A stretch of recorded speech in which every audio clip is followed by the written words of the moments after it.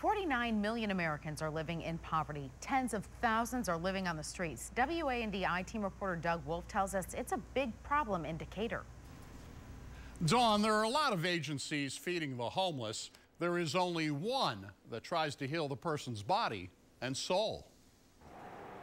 There's no place like home. Unless home is a dirty mattress outdoors. With cars going overhead, under a bridge. Yet for a growing number of people in Decatur, homelessness is a daily battle. A battle being won at the Salvation Army homeless shelter in Decatur. I began with alcohol, then addiction issues. I actually became drug dependent. The homeless are fed and sheltered here in this city with the highest unemployment rate in the state.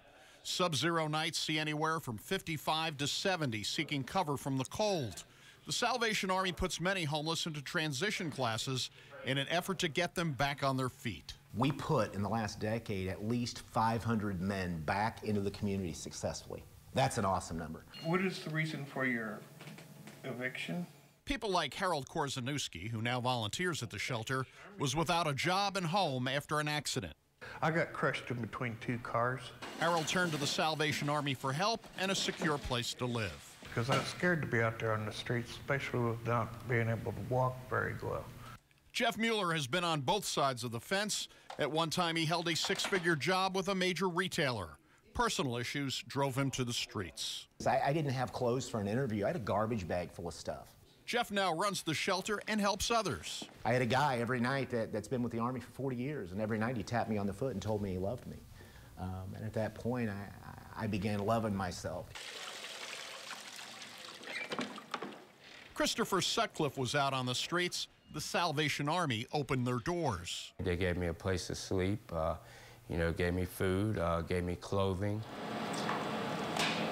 In addition to feeding the body, the Salvation Army and Jeff Mueller help feed the soul, providing a spiritual guidance. When Christopher came here, he was lost. I was found.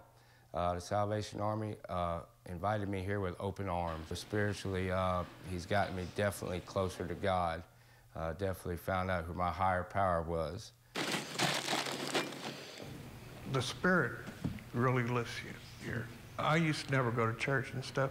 I do go to church here and now. And we start first with honesty, open-mindedness, surrender. These are all things that are biblical principles, but they're flat-out spiritual principles as well. Harold now has an apartment and bank account. Christopher has a job. I'm actually work for Union Iron. I'm welding. The Salvation Army, saving lives, saving souls. The Salvation Army is not government funded. Their work is paid for through donations. Reporting for the I-Team, I'm Doug Wolfe, WAND News.